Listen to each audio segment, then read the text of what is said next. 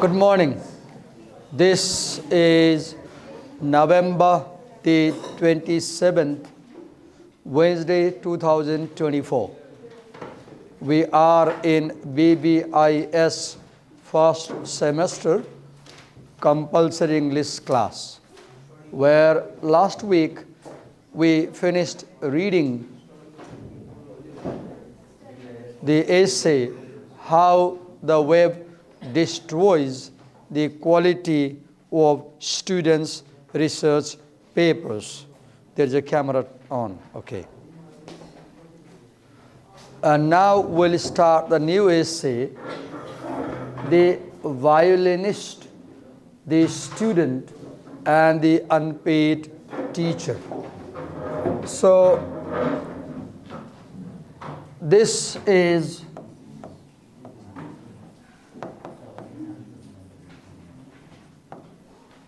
a meditative essay, in a sense, I'll say. In a meditative essay, the writer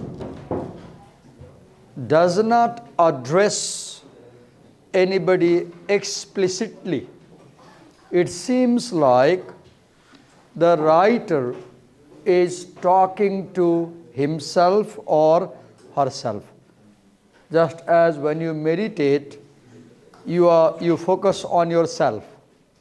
So a meditative essay seems like it is not openly talking to anyone.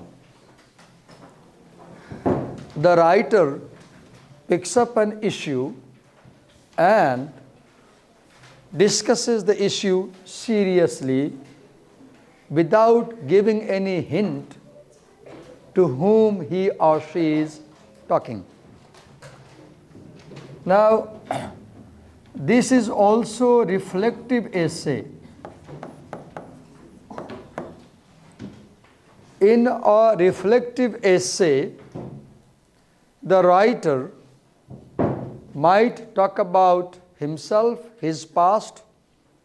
For example, in this essay at one point, the speaker or writer talks about himself and his teacher.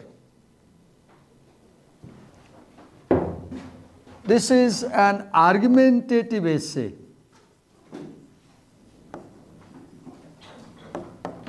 In what sense? The writer picks up an issue. What issue? The writer picks up an issue about the relation between the student, the teacher, and the parent. This triangular issue, this triangular relation between the student, the teacher, and the parent. And what does he do? He makes a claim. Okay, what claim does he make?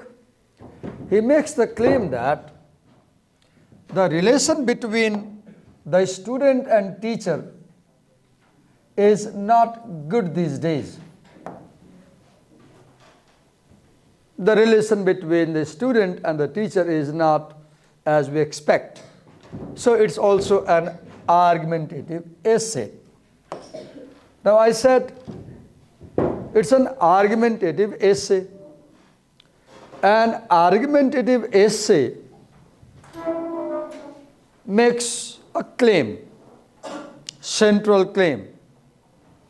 If you see the tagline of this essay, tagline is a line, lead line. Particularly it is used in journalistic writings because this appeared in the Kathmandu Post. So any reader who picks up the newspaper should first get this one line to decide whether they want to read or not. So this tagline or lead line leads you into the essay. Read the lead line. Pop culture often forces us to think of a teacher as a stupid character worth making fun of. So, in this line, the writer talks about popular culture, right? What is popular culture? The culture that you are living in, listening to music and going to concerts, nightclubs, marketing, all that, shopping. Our culture is popular culture. And sometimes popular culture is associated with Western culture. When people argue that the Western culture is a good example of popular culture, where you go after popularity, not after value. What is popular culture? Where what is popular is valued, not what is good necessarily. Now, what does popular culture do? It encourages us to regard a teacher as a stupid character worth making fun of. In my 35 years of teaching career, I have had times when I turn this way to write, and down there somebody takes a scrap paper, rolls it up and makes it into a ball and hits me. It has happened to me. Not in +2, it has happened to me in bachelor classes, right? I have been insulted by students. I have been insulted by rarely guardians. In my 3.5 decade journey as a teacher, I have been mocked. I have been made fun of as a teacher. But I take it normal. It doesn't affect me because I say I'm committed to my job and I'll go on, right? So this essay raises the question about what is the value and respect of teacher in today's society. This question. And it answers that teachers' value and respect in today's society has gone down critically. And then it explores the reason why. Who is responsible? Okay, let's move ahead. As you can see, this article appeared in the Kathmandu Post column section on July 8, 2023, about 16 months before. Now, let me focus on the title of the essay before we get into the essay. Every time you read an essay or any piece of writing, whether you are taking IELTS exam, TOEFL exam, any exam, SAT, GRE, whatever, first begin by focusing on the title. Because title will help you figure out what the text is about and make up your mind.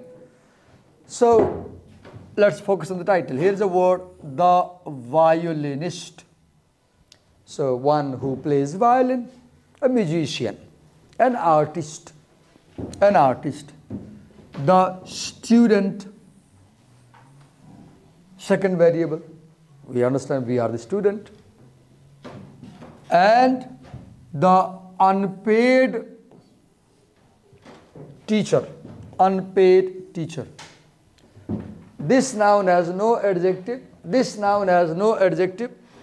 but this one remarkably, interestingly has an adjective, unpaid. The teacher is unpaid. The word unpaid comes from the verb pay. You are using a root, unpay, right? Paid,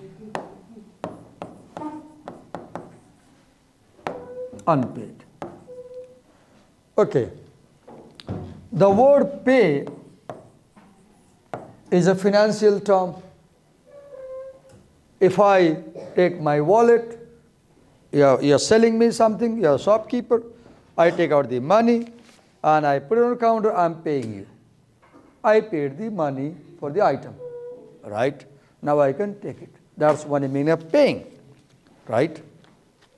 For example, I teach you at LSEM and the college pays me salary, right? If the college does not pay me salary, I'll stop coming to your class. That's one meaning. There is another meaning of pay. You pay so many things. You pay attention, right?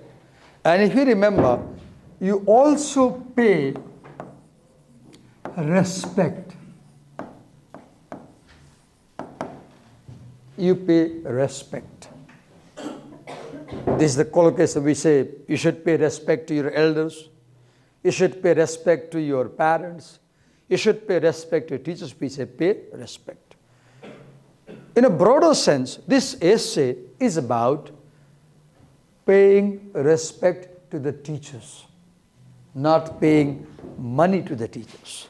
But, when you do not pay the money that is due to your teacher, you are not paying respect, right? Suppose I teach you, I take tuition to you, and you had promised that you will pay me 1,000 rupees for the lesson. And when I teach a lesson, you say, Dibakar sir, though you taught me for 1 hour, but I didn't understand the lesson, so I'm not going to pay you. Now you are disrespecting me because you are not paying my money, right? So pay here means 20% financial, 80% cultural respect.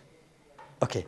So unpaid teacher might mean disrespected teacher.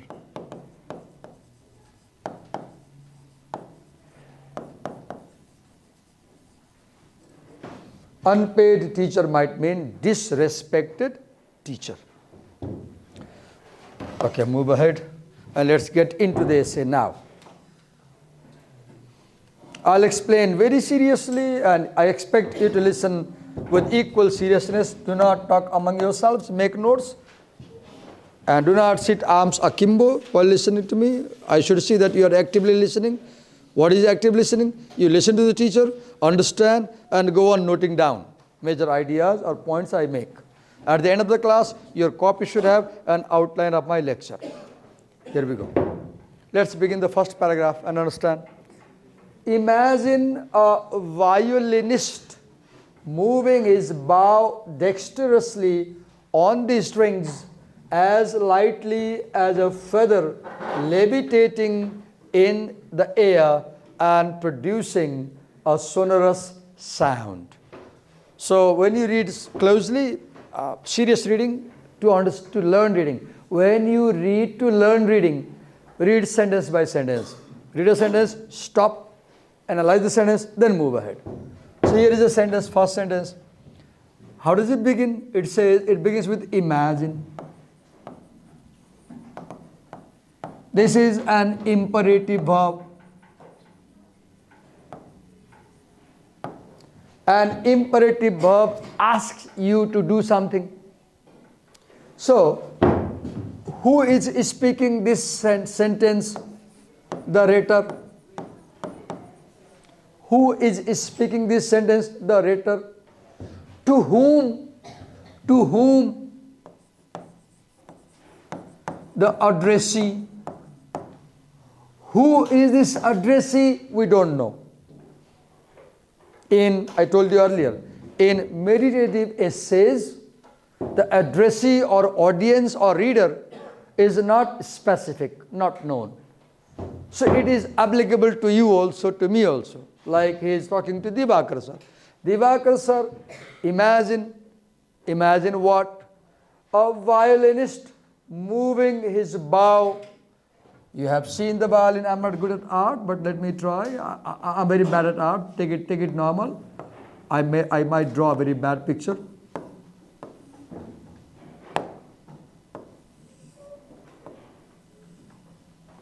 You have the bow that the violinist moves across the, strings dexterously. Dexterous means very skillfully. If you are dexterous, you are highly skilled. On the strings as lightly as feather. Mark it. This is simile, which compares. What is he comparing here? He is moving, the writer is comparing the movement of the bow with the lightness of the feather. So the player, the artist is not putting much pressure. He knows how much pressure to exert. Levitating in the air, just as you drop a feather, it levitates, right? So the bow that is moving on the string, when you look on the bow looks like a feather levitating in the air. The bow moving across the string looks as light as the feather floating in the air. So do you see a remarkable thing? This opening sentence is highly artistic expression. See the quality of writing. Why this is artistic sentence? Here is a figure of speech. Here is a figure of speech. Here is a metaphor, a symbol. Later we'll see the violin works as a symbol or metaphor. I'll say it more as a symbol. A symbol is a concrete object that stands for an idea. Now read ahead. And producing a sonorous sound. Sonorous sound.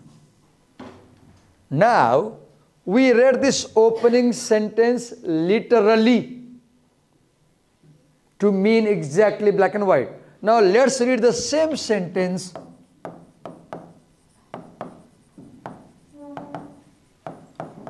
metaphorically.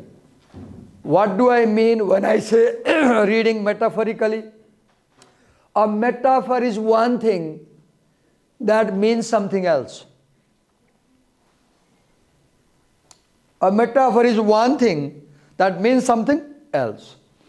Reading metaphorically means reading to get deeper meaning, which is not visible on the surface of writing.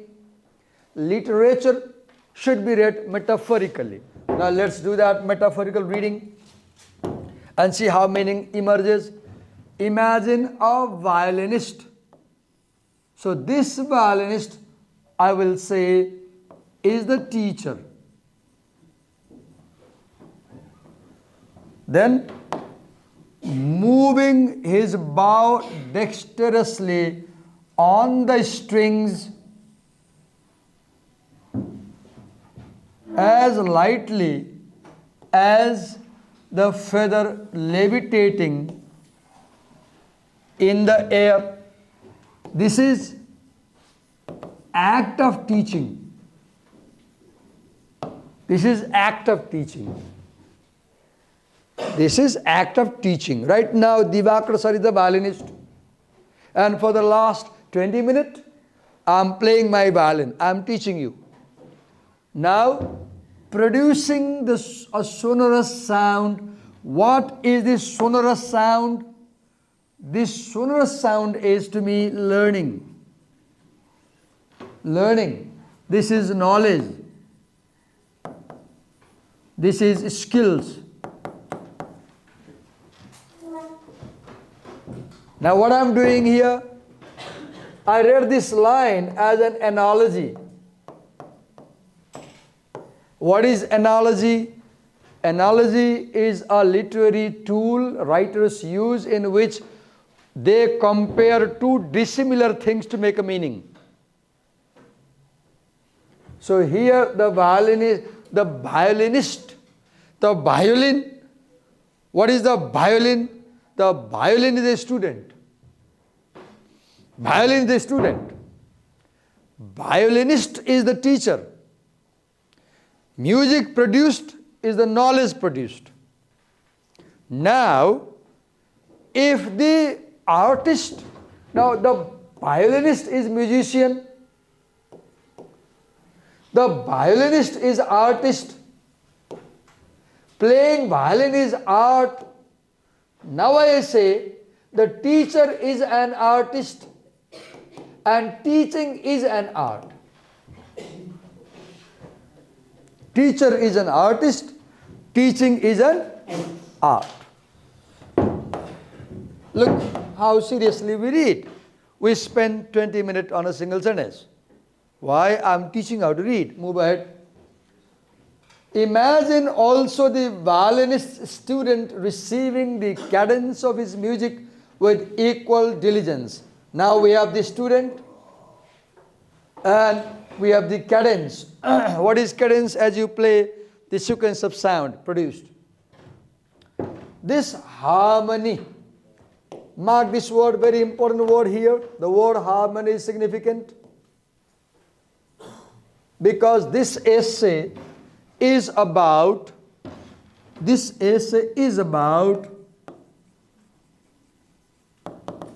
the harmonious relation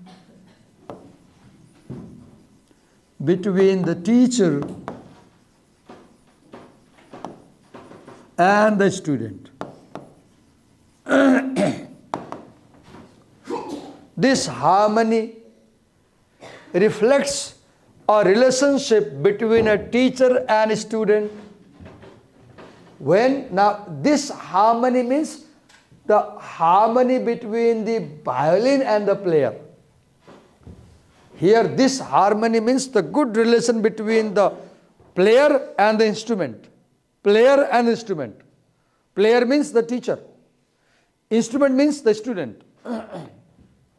When this harmony is fractured, something is seriously wrong with culture at large. Now underline this sentence.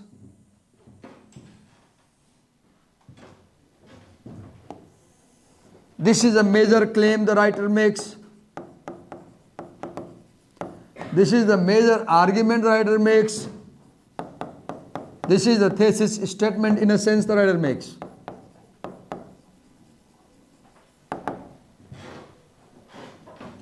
So at the end of the first paragraph, the last sentence expresses the thesis statement. What is the thesis statement? The main idea that will be discussed in the essay. Okay, now move ahead.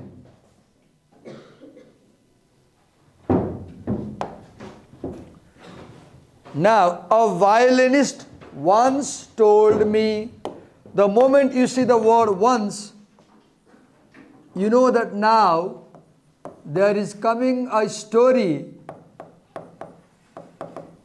within a story.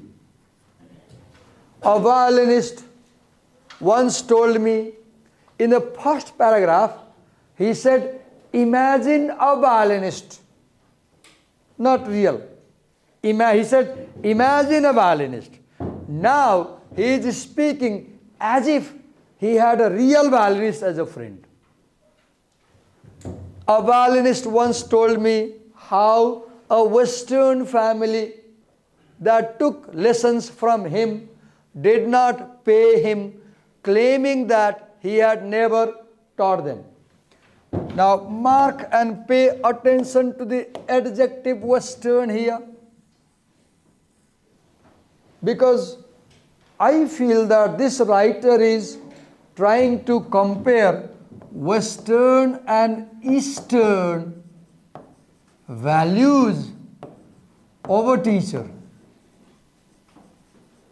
Because in the Western culture, America, Australia, UK for example, a teacher is not supposed to demand respect from the students. I know one lady professor who taught me, and every time I said, good morning, madam or ma'am, she will say, don't call me ma'am. I said, you're my teacher. I'm doing this out of respect. She said, don't be so honorific. I feel odd when you show honor. Then I said, in our culture, we show respect to teacher. Then she said, no, simply call me Deborah. Her name was Deborah. My first name was Deborah. She said, say me hi, Deborah. And I could never say hi to my teacher. Do you say hi to me in the corridor? You never. Look, the culture. So, Nepali culture, we grow respecting teacher. Western culture, they grow treating teacher as just a person who has come to help you and is done. Lesson is over, you forget the teacher.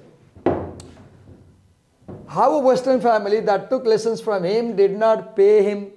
Now here this pay means paying money. Exactly.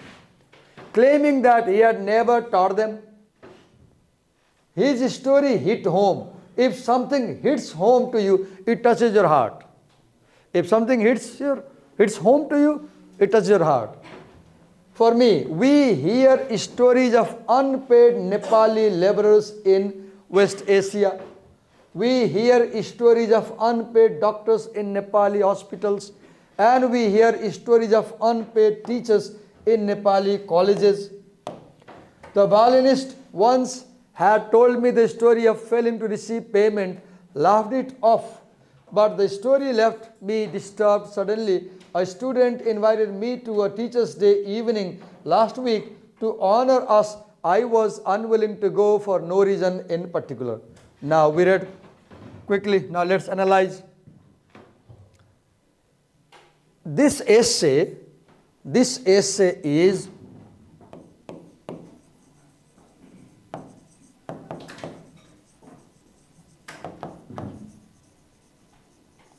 personal public essay. A personal public essay makes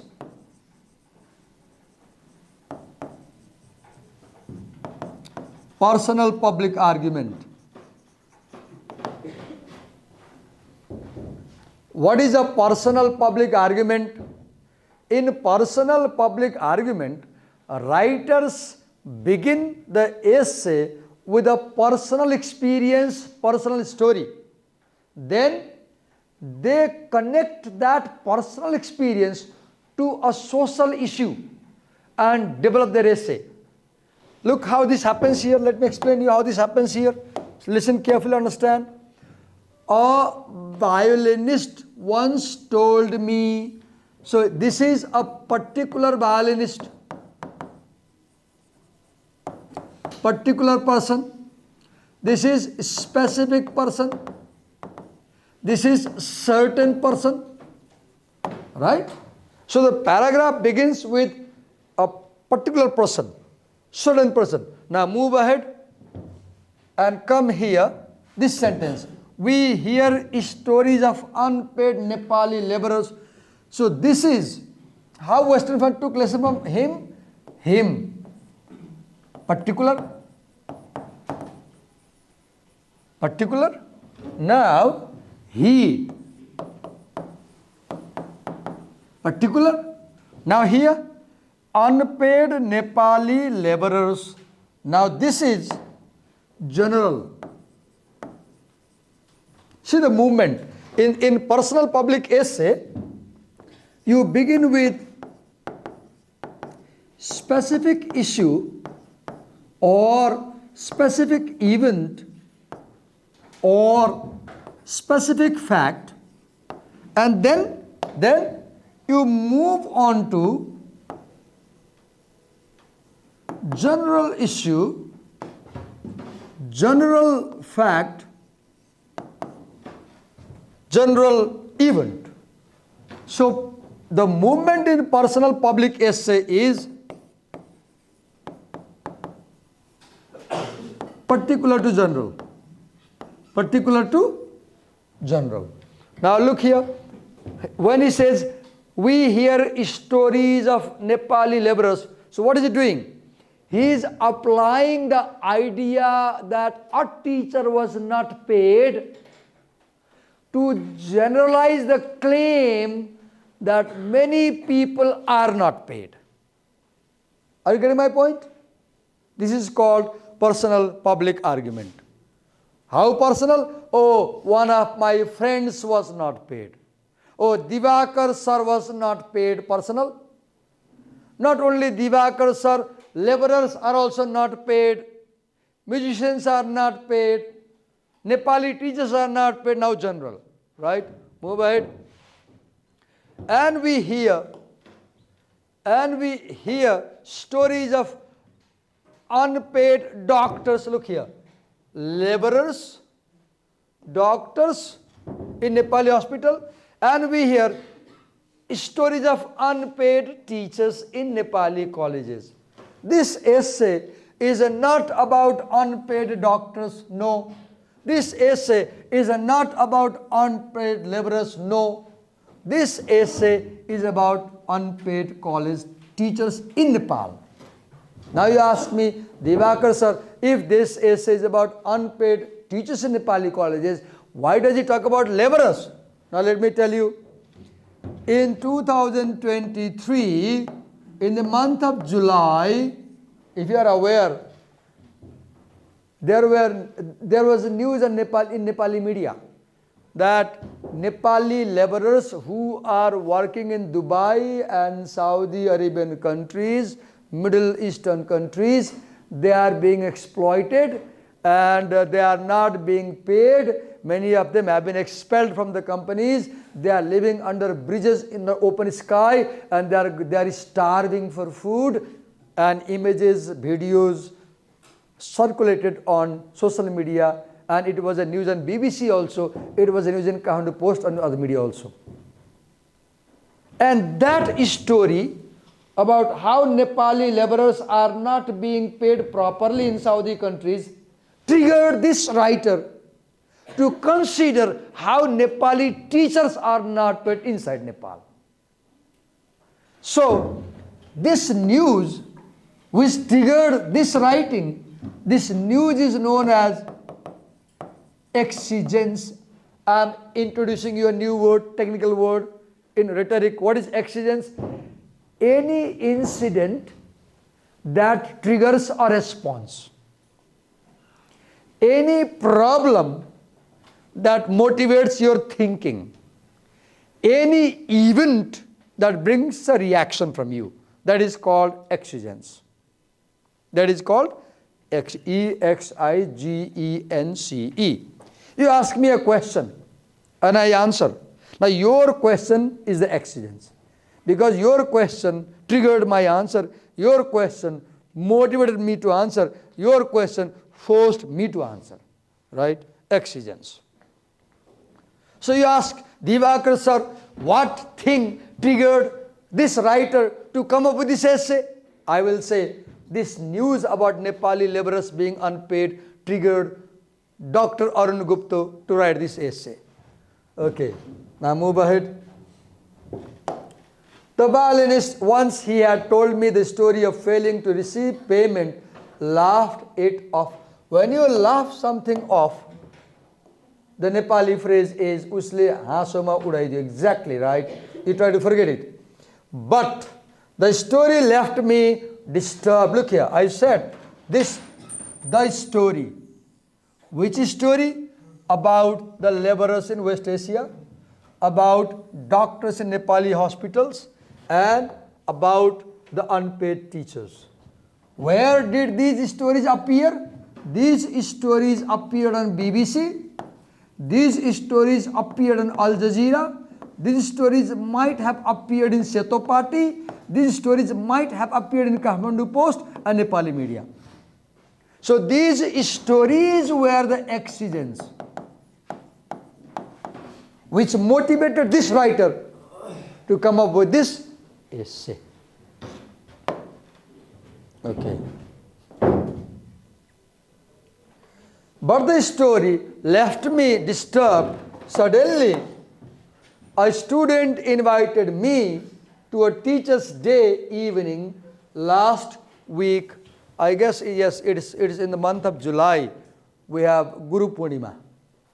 The Nepali Guru Purnima occurs in the month of end of Asar and Shravan. So it is around July, right? So the evening last week. Now when a student invites a teacher to celebrate Teacher's Day, so we are pretty sure to guess that they are going to respect the teacher, right? So when he was invited to be honored, He recalled how many teachers like him are insulted by not being paid their salary. Now there is a word in rhetoric, let me introduce another word, kairos. What is kairos? Kairos means time. Kairos means time, T-I-M-E, time. Kairos means situation. Kairos means social situation, political situation, cultural situation. That is called kairos. Now ask me, Divakar sir, what is the kairos of this essay? I will say the kairos of this essay is 2023, this year.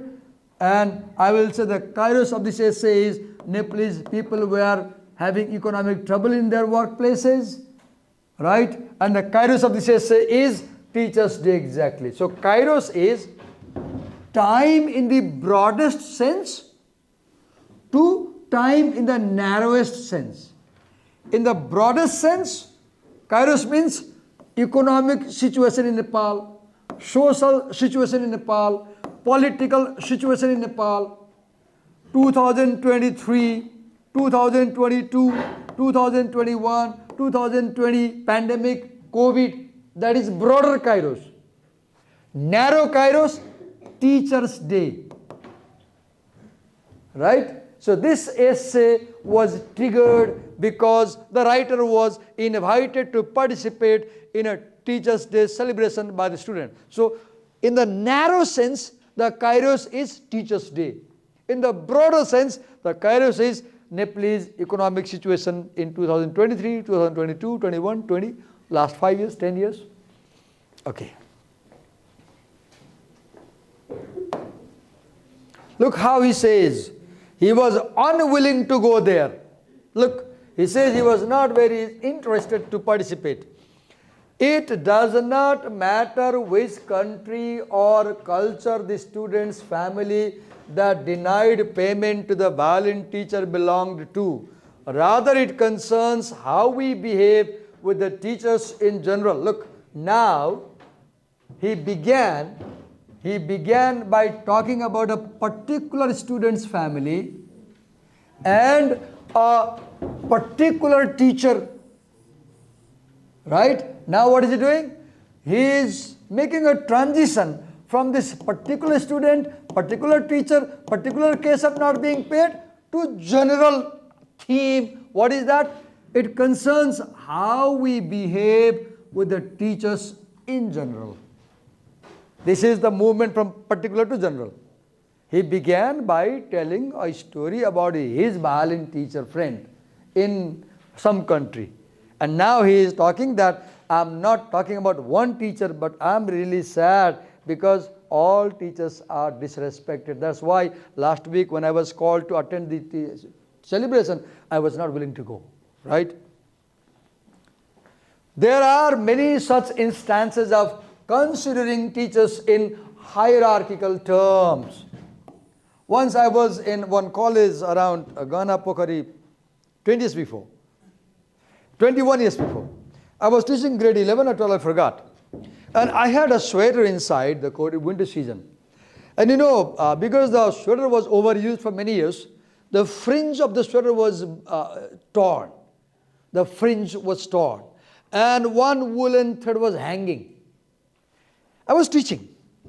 And I went down there, says, Sir, हजुरको sweater त च्यातिएको रहेछ. Publicly. Then I said, it hurt me. I said, बाबु के गर्छौ? त्यही च्यातिएको Stitcher नपढी भएको छैन तिमीलाई? किन पढ्न आएको त? Because I felt hurt. Why I felt hurt? Because he was judging me on the basis of the torn sweater. He was judging my economic status. And when somebody does that, you feel hurt, right? And I answered instantly. Now let me give more examples. How we behave with teachers in general. I have had misbehaviors dozen of times by college principals, by teachers, students in classroom, by guardians. I remember one time when students wrote on the street wall in village, Divakar Chor, school chor. They will write 1 kilometer, 2 kilometers. They will go on writing. They will take chalk And they will write in the village, Divakar Chor. Why? Because I was a very strict teacher. Simply that, no other reason. Right? I had just joined the teaching. I was 23 back then, 24. Okay, move ahead.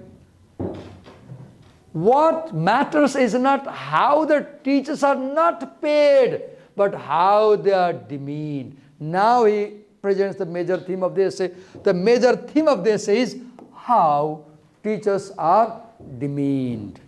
What do I mean by demeaning? Look how I feel.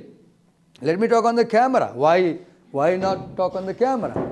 I walk down the corridor, I teach you, this semester I teach you, next semester 1 year, when you reach third semester, I don't go to your class. Now you are coming up the stairs, I am around the corridor, we have eye contact. And what do? You turn your eye contact. You don't say hi sir, you don't say hello sir, you don't say good morning sir, you don't say how are you sir. You behave as if you had never seen me. That is demeaning a teacher. And I get puzzled because I see this feature among you people. Why am I puzzled? Maybe there's a generation gap. Why am I puzzled? Because I believe that when we are human beings and when we are in the company of another human being for 1 year, as a teacher and student, I believe, I may be wrong, we build a humanitarian relation. And even after years, we recall the teacher. I was in India as a student in 1987, 1990. I left India 35 years before. And even today, whenever I go to India, I take time to visit my teachers' homes. Most of them are dead. They have died. Their sons are my age.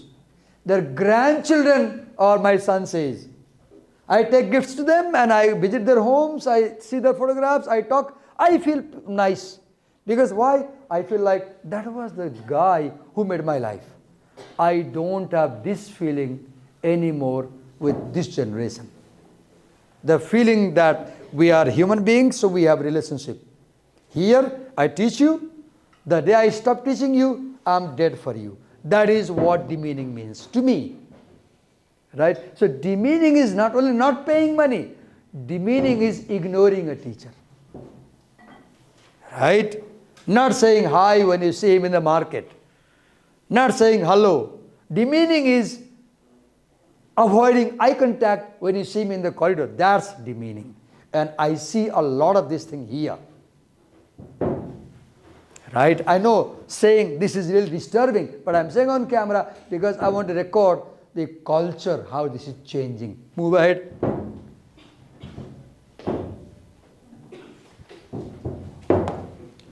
There is a range of habitations where teachers are found.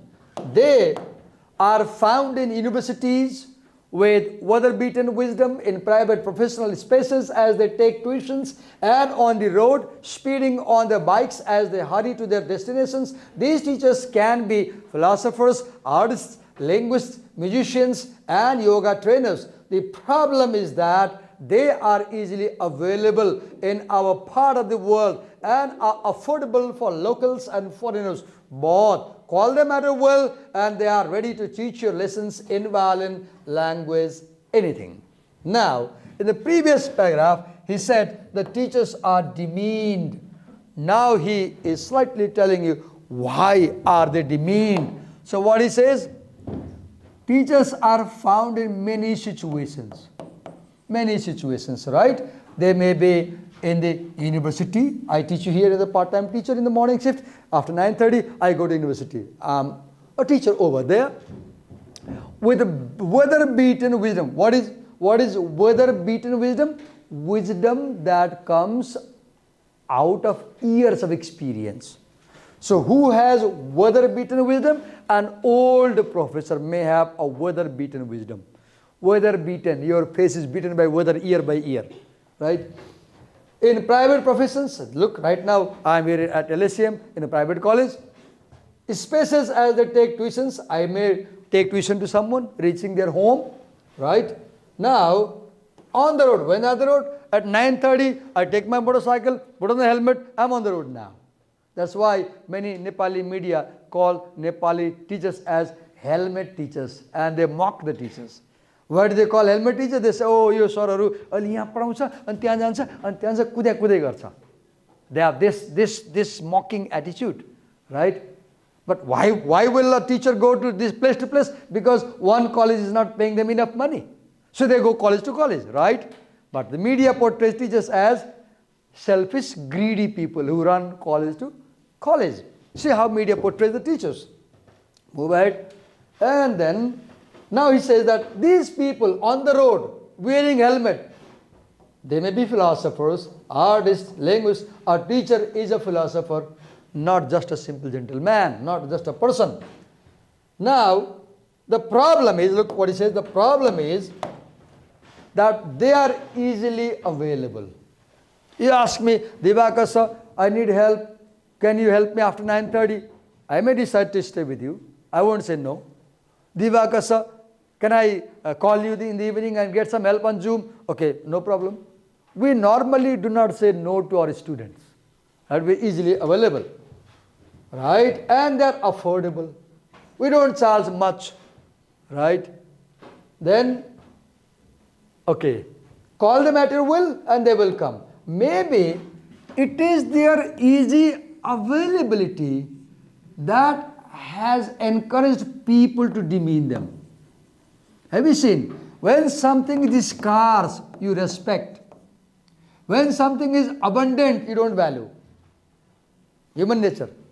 You have something abundant, you don't value. So when teachers have easy time, you don't value. Right?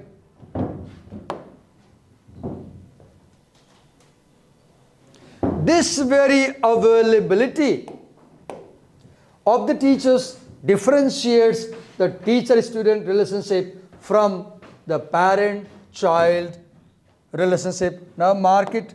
Now here in this paragraph, it is a turn now. The writer compares the teacher's relation to student with student's relation to parents. Now that is comparing. Comparing what? The teacher, the student, and the parent about time.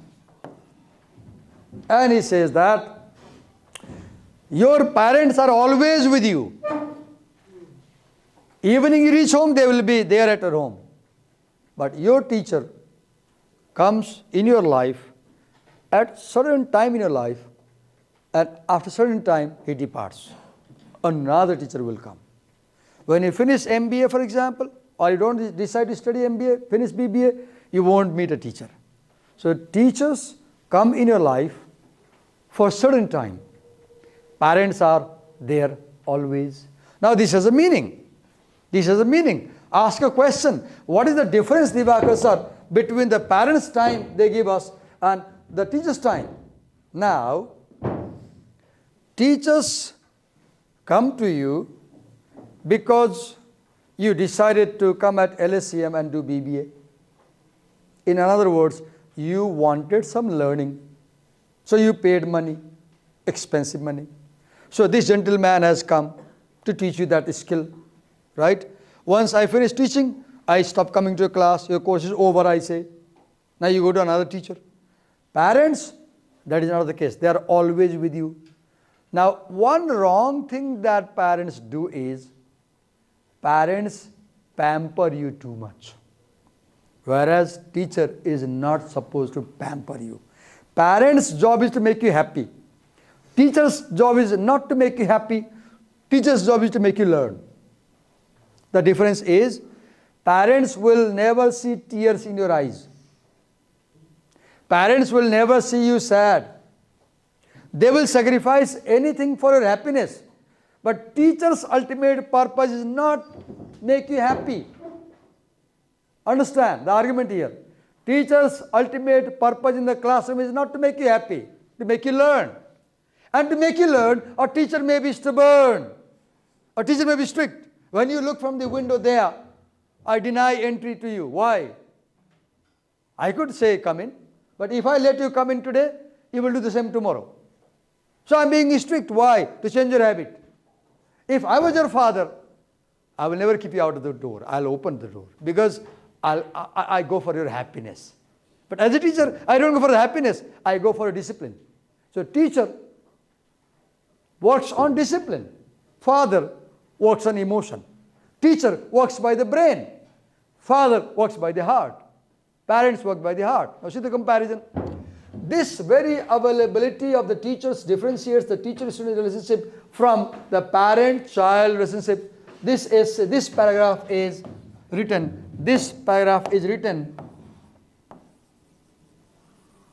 in comparison and contrast mode.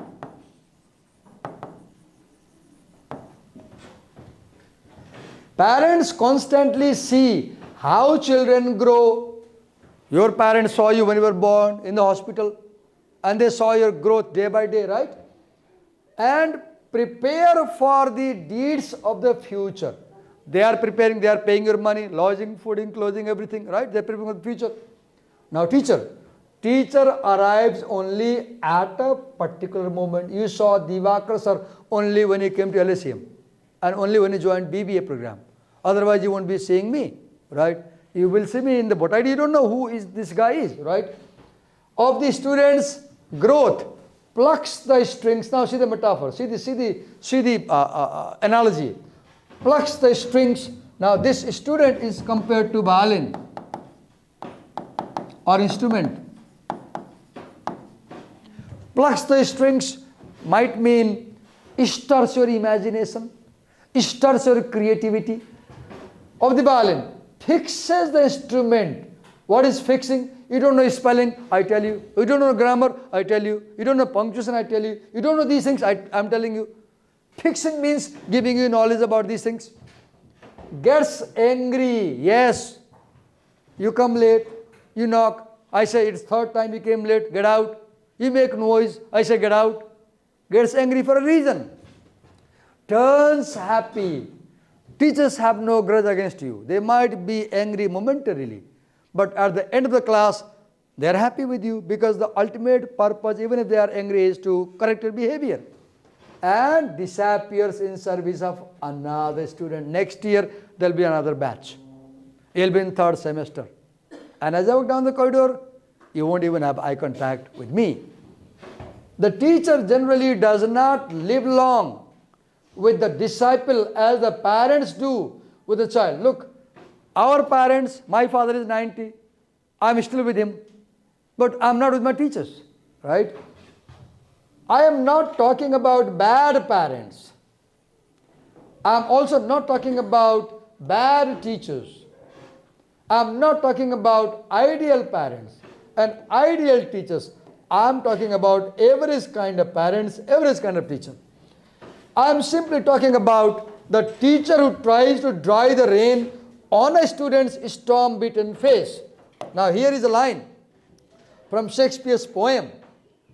Dry the rain. What does dry the rain means? You worked hard in the field and there is sweat on the face. I'm your mother. You come home with the utensils, agricultural tools. You come home. Mummy, आज दिन बिहान भरि खेत जोतेर आएको. You are asin pasin. I gave you yogurt and say, Babu, you moi khao, chiso moi khao. And I swipe your sweat with my scarf or with my sari or with my hanky. I swipe. What I'm doing? I'm showing you affection. I'm showing you care. That's what a teacher does. That's what a teacher does or should do. The teacher dries your rain, comforts you, right? On a student's storm-beaten face. Why storm-beaten? Because you have pressure of homework, you have pressure of assignment, doing preparation, borrowing from a Shakespearean sonnet. Okay, I'll just read one line. Demeaning a teacher is a grave cultural disharmony. Next paragraph, he begins with this claim. So do you see, in this essay, the topic is teachers' value And the argument is they are demeaned. They are demeaned. And he's explaining how they're demeaned, why they're demeaned, where are they demeaned. I'll stop my class here. I've done, I guess, 4 or 5 paragraphs at home. If you can manage time, read it. If you find time, watch the video, make notes, understand. Any questions you want to ask me? Any questions? Any confusions? Misunderstandings? Thank you.